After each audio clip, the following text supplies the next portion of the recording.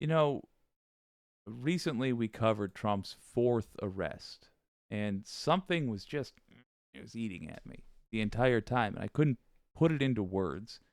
Here it is now, put into words after having a think on it. Progressives have to explain rather basic concepts to literally every other faction, which it is necessary for us to talk to and sway and work with and so on and so forth.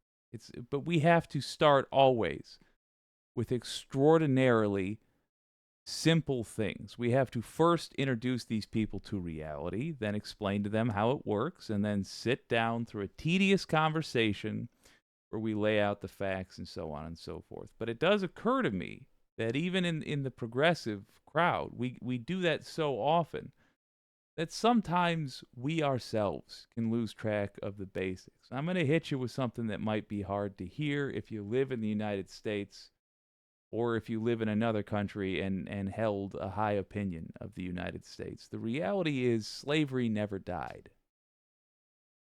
We found different names for it, and it's not exclusively race-based anymore.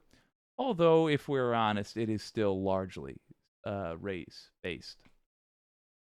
But at the end of the day, we let filthy rich capitalists steal people's lives from them.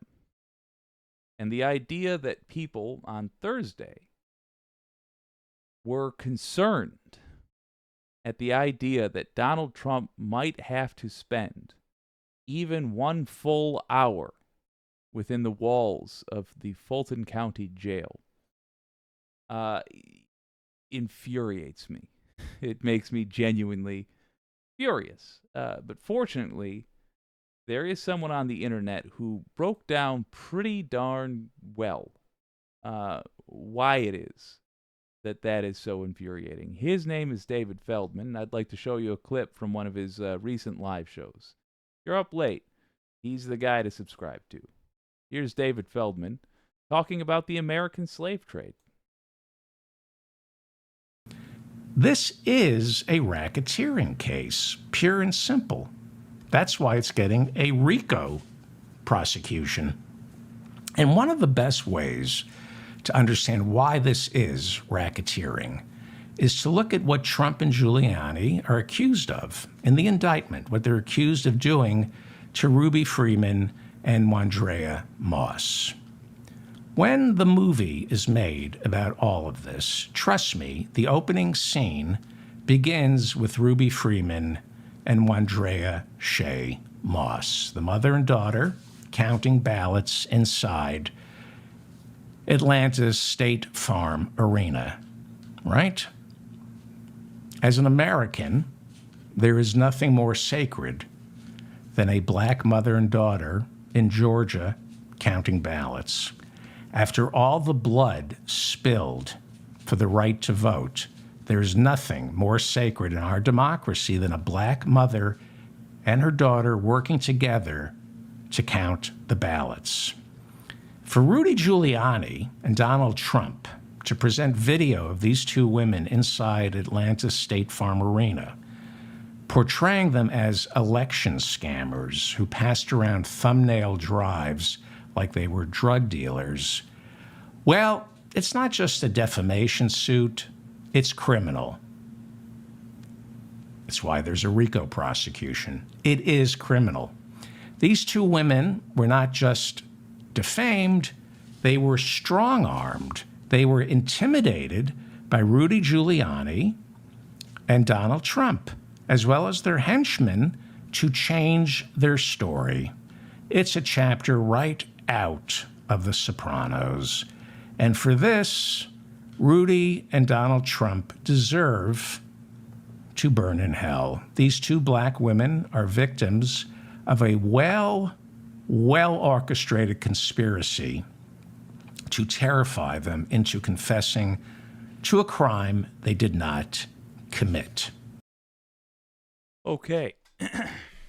So Feldman laying down the groundwork of one one of the horrible things this crew of criminals did in Georgia that has resulted in this current case. One of the things they did was lie about these two women, and they used a reference to vials of heroin or cocaine, because the racist thing that racists do with black people is try to make the world think they're drug dealers.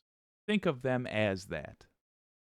And I just want to compliment David Feldman for expressing the correct amount of outrage. I'm sick of people when they talk about Giuliani or Trump, etc., when they get in front of a camera, let me say, and talk about these people. I'm sick of them treating any of them like they are deserving of a handshake, because they're not. They're not the kind of person you say sir to. They're the kind of person that if you deign to address, you call them a harsh name.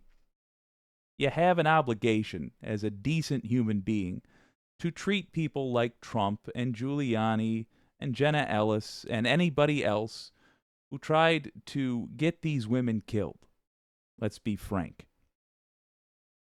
You have an obligation to treat them with disrespect. Otherwise, what is the point of treating anybody with respect at all? So, just as long as we're clear on that, I'm going to let Feldman go for a while because he makes a couple of stellar points. And this is the original sin of our gross, vile, and repugnant criminal justice system. A criminal justice system that the racist Rudy Giuliani very much exploited as both a prosecuting attorney and mayor of New York. For centuries in America, innocent poor people, innocent people of color, innocent black people, especially innocent black people, have been locked away for crimes they never committed. Every single black woman in America must give their child the talk. And if you don't know what the talk is, find out. And every black woman in America has seen their son or their father, their brother, or their nephew arrested by a cop. If you're black and male, you're definitely going to get arrested at some time in your life here in America. You're going to spend at least one night in a jail cell if you're a black male here in America. Same for women. I'm not sure, but I think it's a little rougher for black men. Fact. According to the ACLU, 1 out of every 3 black men here in America will go to prison in their lifetime. Fact. Google it right now. This is in direct violation of the United Nations International Covenant on Civil and Political Rights that America claims to have been a signatory to. Fact, 1 out of 3 black men here in America will go to prison in their lifetime. And if you don't know this, well, you're definitely not black. But now you've been told. What are you going to do about it? Great question. Fantastic question. And I will I'll give you some suggestions at the end of this. I know what you probably want to do about it. Lord knows so do I. We don't live in those times. So wash that straight out your mind. But there are things we can do about it. We will talk about them.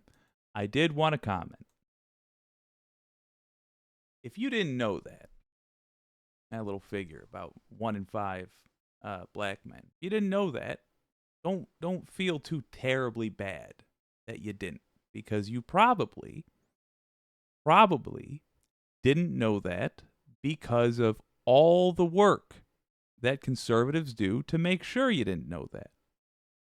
But if we live in a country that consistently has numbers like that, that tells you that the structure of the country is wrong, the way we are doing things is wrong.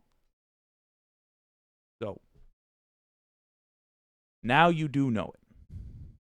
And there's nothing wrong with ignorance by itself, but willful ignorance, that's something altogether different.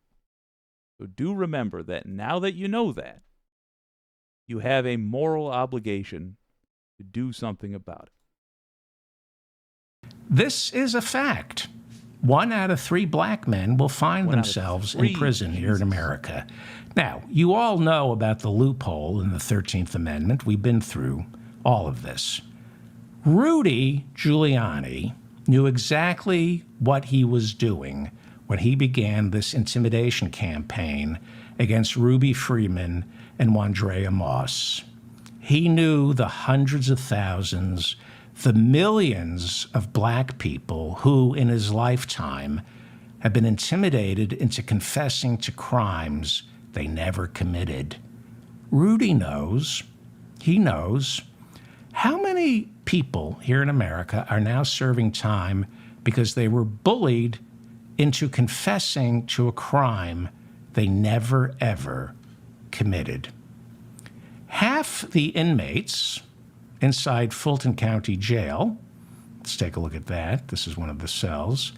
Half the inmates, let's go full screen here. Half the inmates inside Fulton County Jail, where Rudy Giuliani was fingerprinted on Wednesday, have yet to be indicted or charged.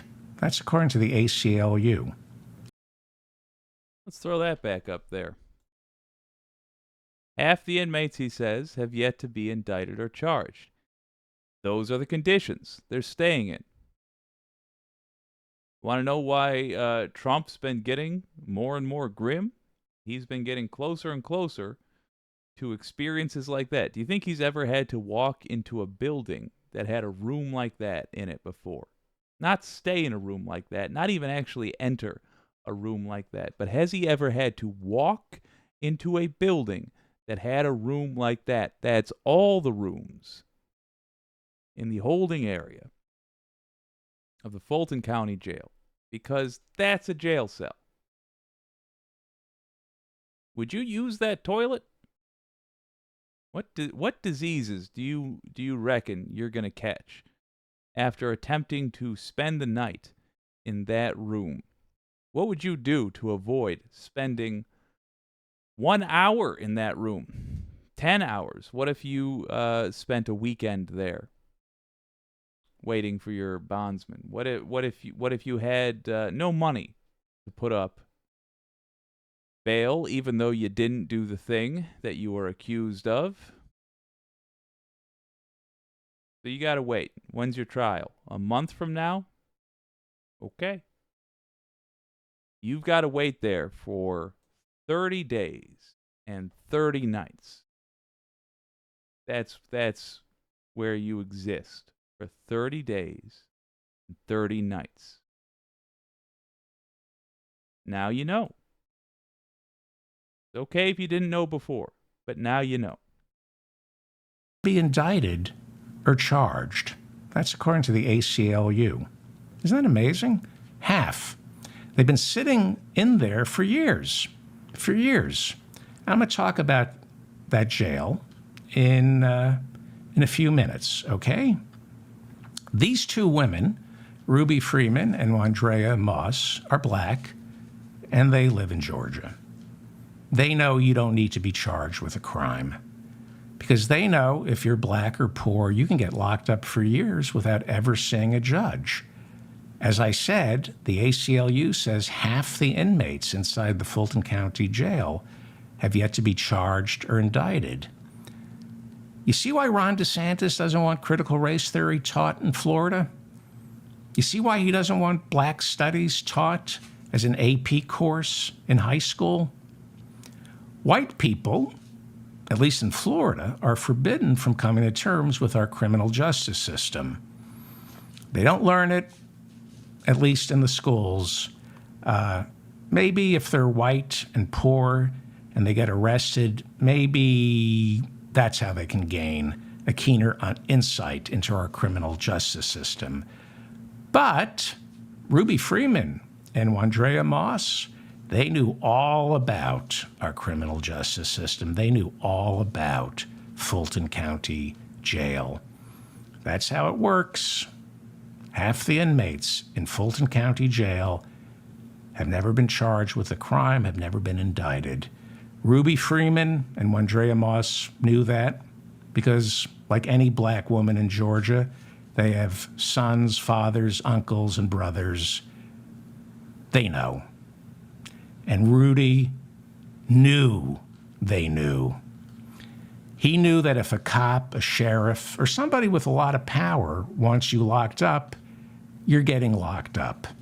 Doesn't matter if you're innocent, which is why when you're alone with a cop, you cooperate.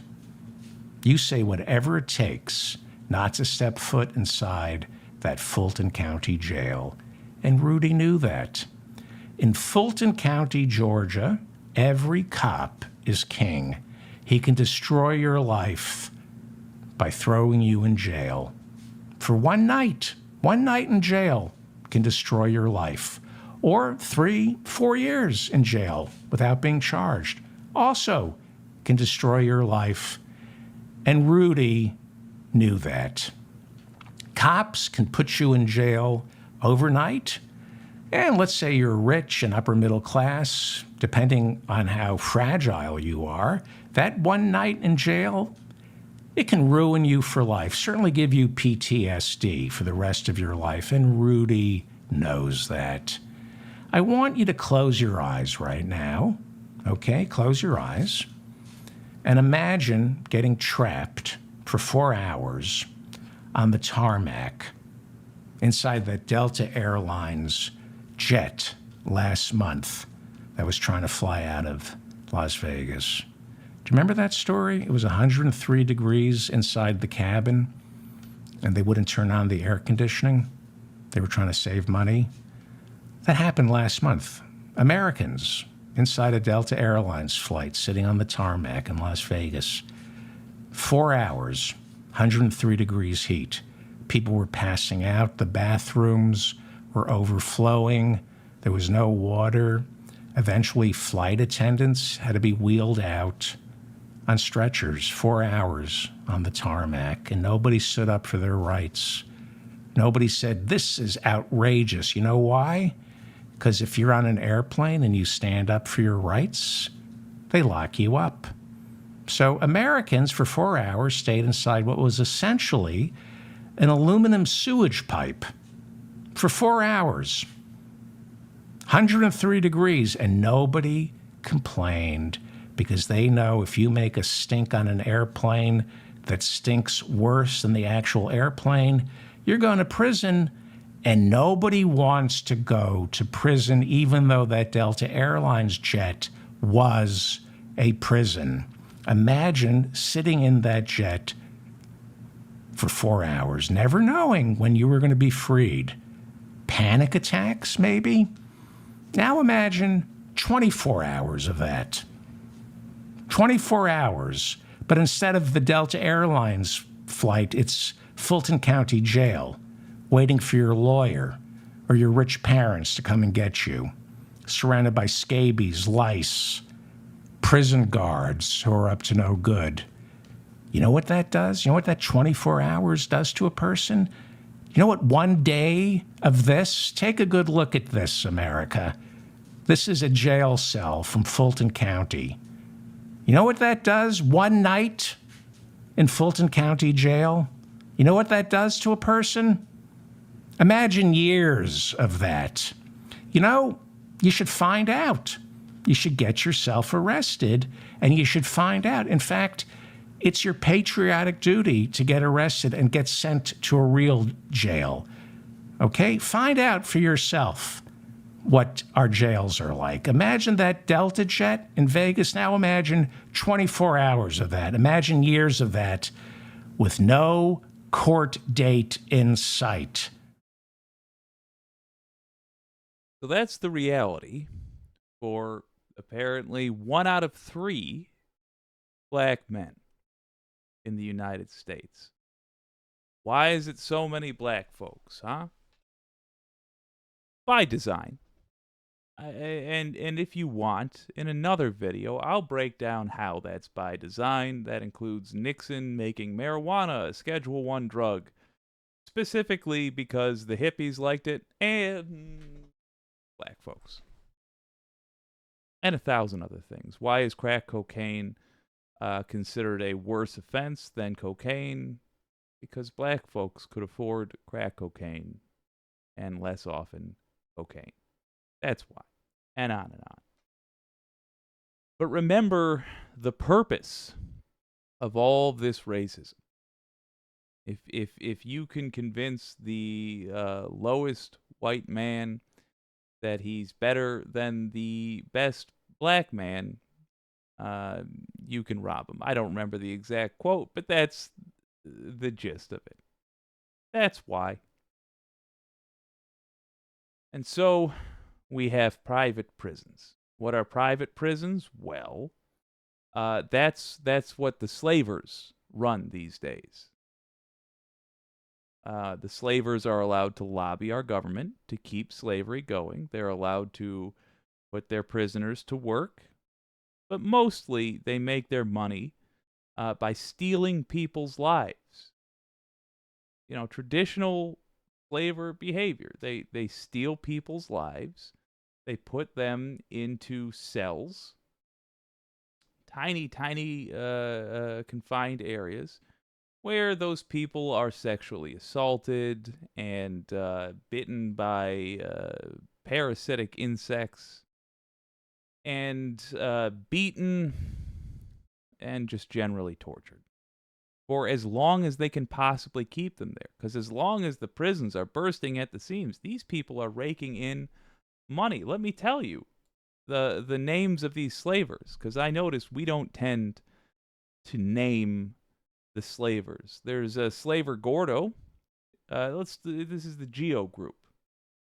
Let's talk about the mess in my own backyard. There's a prison, a private prison in Michigan, run by the Geo Group. That's a group out of Florida, but for some reason, my state, to our eternal shame, has allowed them to show their face here and operate here and take slaves here in the North, for God's sake.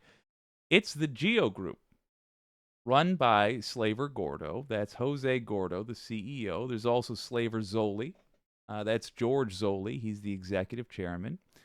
There's Slaver Evans. He's Brian R. Evans. That's the CFO. All of these people are rich, and they got rich enslaving people. What can you do about it? If you are like me, you are eager to do something about it. First of all, if somebody works for a private prison, they are a slaver. Call them that. Let's make this awkward for everyone involved. And they can try to explain how they're not a slaver. And that's going to be very difficult for them because they are slavers. So, if somebody works at a private prison, refer to them only as a slaver. That is what they are. Not the same as a public prison. I don't suggest we abolish, public prisons, but I certainly suggest we abolish private prisons. This is backed up by folks who are smarter than me. I recommend looking at Robert Reich's take on this. I'll link that in the description if you want, rather than play the video here. But we've played it before on this very channel.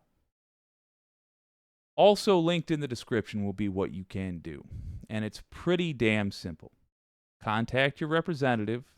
Tell them you will not allow private prisons in your presence. And you will not vote for somebody who will support the private prison system.